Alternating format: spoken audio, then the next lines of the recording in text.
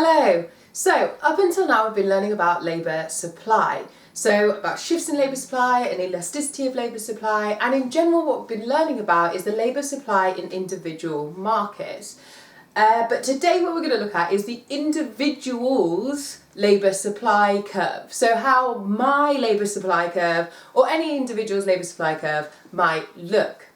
So as I said before, one of the most important things and interesting things about the labour market that's different to other markets is that every single individual in the labour market faces the same resource allocation, and that resource allocation is 24 hours a day. So that's completely different to any other supply or even demand market where each individual has a different amount of resources, each firm has a different amount of resources to be able to use and to allocate effectively. In the labour market, every single individual has their own maximum and it's exactly the same, it's 24 hours. And that has some really interesting effects to the labour market because not only do you all have the same 24 hours in the day, we can categorise every single labour individual's decisions into two choices with one clear opportunity cost for each. And that is that the individual faces a choice of work or a choice of leisure, and they have 24 hours that they can dedicate. Now we assume that it's ridiculous that the idea that you can dedicate 24 hours a day to work, but you can dedicate 24 hours a day to leisure. So because of that dynamic, there's an interesting relationship between those two things. And actually if we look at the payoff, or kind of the decision between those two, the opportunity cost between those two things, we actually get a curve that looks like this. So that is to say that when you have 24 hours in a day, your opportunity cost is going to change and it's going to rise the more time you dedicate to work or the more time that you dedicate to leisure. Now we also make the assumption that your work is going to be equal to your income for obvious reasons, and if you dedicate more time to work you are going to gain more income. And equally we assume that you are going to want to have some mix of both of those things.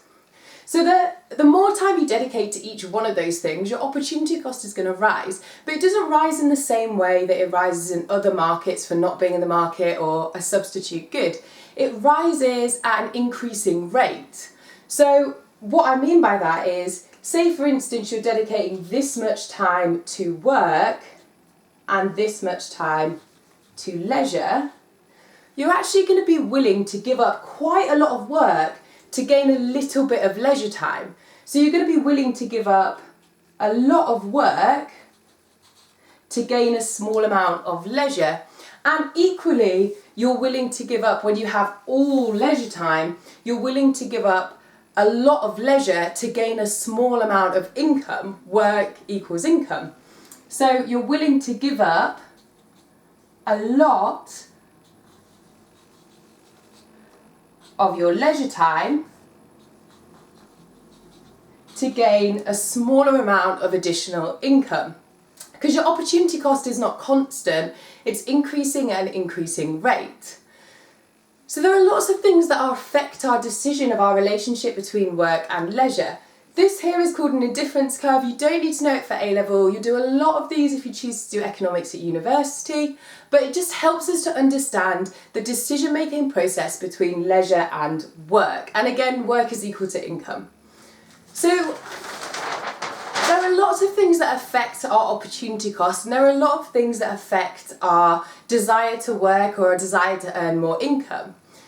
So human beings, because we have a capitalist system where income is equal to, remuneration is equal to your ability to exchange for goods and services. So therefore, so you receive, whatever you receive from work, your income, you can exchange for goods and services in the wider economy. Therefore, we have to work to be able to engage in some form of leisure. And the amount that we desire as income has some pretty fundamental basics that we need to cover. And here's just an example. So let's say that you're in a situation where your rent, your bills, your food and your transport, which is kind of your basic necessities of an income. Of course, there are more necessities. You've got clothing, you've got, lots of other things that come into that. But for now, we're just going to focus on these basic things. And let's say that that costs £2,000 a month for an individual, and that might be different in different places in the country or different places in the world. And we'll look at the effect of that in a couple of lessons' time, but for now let's just say it's £2,000. Think about your relationship between work and leisure, and by relationship, your opportunity cost between work and leisure, as you earn above or below £2,000. So if I've earned £2,000 and I've covered all of my basic necessities, I'm completely satisfied, and I've probably got a little bit additional to be able to engage in some leisure activities too. What happens to my opportunity cost for working more and gaining even more income compared to leisure? And equally, what is my opportunity cost for work and leisure when I'm earning under £2,000? What is my opportunity cost for gaining more income compared to gaining more leisure? Pause the video and have a think between those relationships and how that relationship might change when I've earned all the income that I need to be able to operate and do all of these things, and even some additional activities or income to be able to support anything else that I choose to do, including savings. So the relationship obviously changes. The opportunity cost obviously changes. When I've earned the amount of money that I need to be able to earn to be able to have a lot of happiness, utility, later outside of my work life, the idea of dedicating more time to work, the opportunity cost of that leisure is suddenly becomes so much greater. And equally, when I'm earning under this £2,000 mark, the opportunity cost of dedicating more time to work from leisure seems a lot lower. Well, we can map that relationship and kind of put it on a diagram so you can understand it a bit more, because it's a little bit confusing at the moment. So let's think about what actually happens here. So when you're earning very little and your wage level is relatively low, as the wage starts to increase, you are more willing to dedicate time to work to be able to engage with that increasing wage. So as our wage increases, we start to see our amount of quantity, the hours that we are willing to dedicate to work, increasing. But as the wage gets to a certain level, obviously the elasticity is going to change. As our wage level gets greater and greater, and the more time we are dedicating, obviously we're going to be having to be paid a lot more to offset that opportunity cost of leisure. So our elasticity is going to start to become far more inelastic. And then eventually what's going to happen is, actually you're earning enough money per hour, and as the wage increases even more, what you start to realise is that you've reached your maximum kind of utility from work, and you could work less hours and still earn the same amount. So if the wage increases, you could work an hour or two less and still earn that £2,500 a month. And as the wage starts to increase even more and more, you're able to work less and less hours to gain what you need for that month or that year. So actually what happens is the amount of hours that you are willing to dedicate to work starts to fall. So it starts to bend back on itself. So what's happening here? So we can say, firstly, that there is a wage level, wage star, where we are meeting all of our needs. All of our needs are being met, and we don't actually need to want to work any more to earn any more income. So essentially, we're talking about utility here. So essentially what's happening is, beneath this wage level, if the wage is increasing and we're willing to dedicate more hours to work, well, we can definitely say at that point that our utility from work is going to be greater than our utility from leisure, because as the wage is increasing, we want to dedicate more time to work. So in this section here, our utility from work has to be greater than our utility from leisure.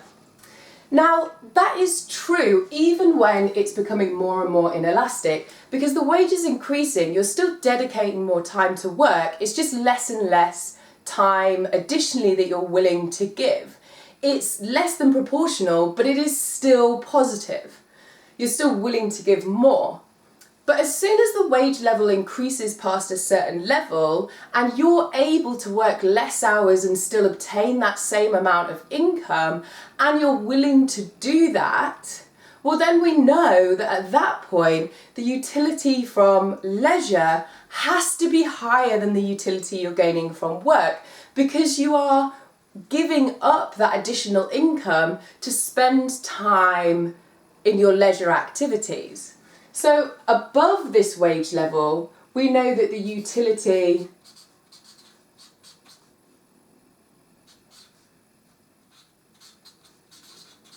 from leisure has to be greater than the utility from work.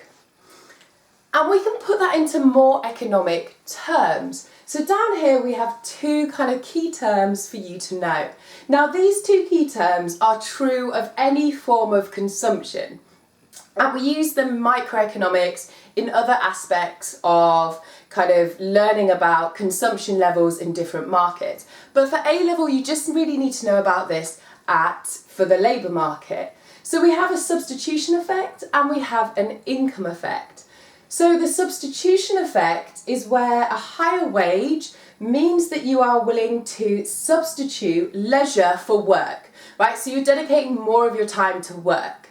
And then the income effect means that the higher wage means that you are more willing to substitute work for leisure, right? So you're substituting your work for your leisure. And we can add that to our diagram here. So if your utility for work is higher than your utility for leisure, well then you have to be able to make the assumption that at this point your substitution effect is obviously greater than your income effect, right? Because your substitution effect, because as the wage is getting higher, you are switching from leisure to work. You're dedicating more of your hours to work rather than leisure. So the substitution effect has to be greater than the income effect.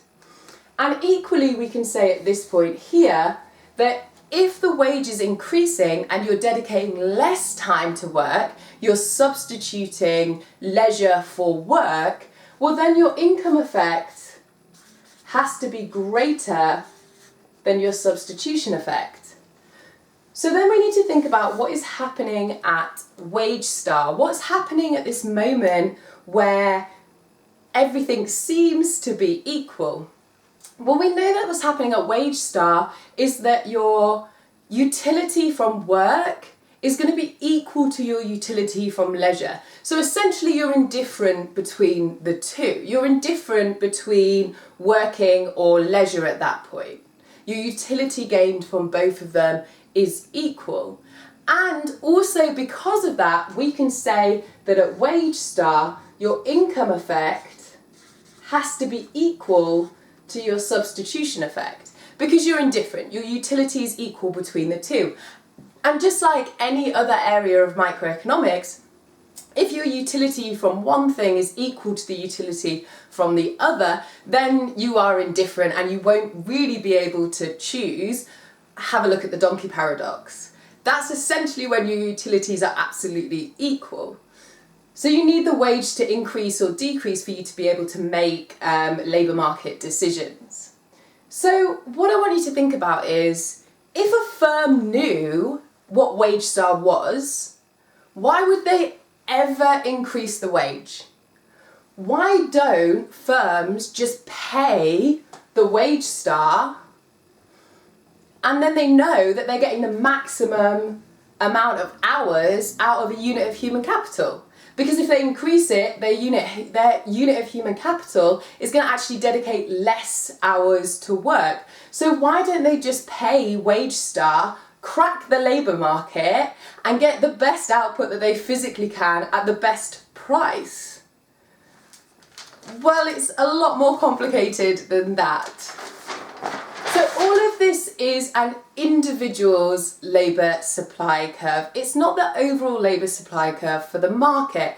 The overall labour supply curve for the market is always going to be upward sloping for different degrees of kind of gradient of upward sloping for reasons that we've had a discussion about before. But essentially, it's always upward sloping because wage star, that kind of indifferent level, that where you're kind of hitting the maximum output, the amount, well, not necessarily the maximum output, but the maximum amount of hours dedicated to work, is different for every single individual. So overall, as an average in the market, it's always going to be upward sloping. Because utility is so different for each individual worker, my wage star is not necessarily going to be the same as every other teacher's wage star, because the utility that I gain from work might be completely different to the utility that they gain from work. And equally, the utility that I gain from leisure might be completely different from the utility that they gain from leisure. And therefore, our opportunity costs are going to be different. And also, this wage star is always changing. It's never stable, because the utility that you gain from work and the utility that you gain from leisure are always changing as well, and they're very fluid. So even within the same industry, the utility that you gain from work in one job role might be completely different from the utility that you gain from work in a different company in the exact same job role. Which means that your opportunity cost of work to leisure is going to change even though you're doing the exact same role. Equally, over time, as you get older, or like your life circumstances change, your utility gained from leisure and your utility gained from work are going to change over time as well. So because of that, it's always changing, and so W star is pretty much impossible to find. If you think about as you get older and your life circumstances change, say for instance you decide to have a family, or you just invest in a new hobby, or you move to a new area and you want to get used to that area, all of those things impact your utility for leisure. Or you move to a different role, or you make kind of like you add some extra challenge to your workload that isn't necessarily a wage impact. All of those things affect your utility for work and your utility for leisure, and therefore that wage bar, that backwards bending labour supply curve, is always going to be changing. And equally know that human utility, especially for work and leisure, is completely different. Some people just love to work, some people just love to leisure, and therefore they only enter the labour market to gain income to be able to support their leisure. So their backwards bending labour supply curve is going to bend backwards at a much lower wage level than somebody who gains a lot of utility from work. Their backwards bending labour supply, that wage star, is going to be a lot higher.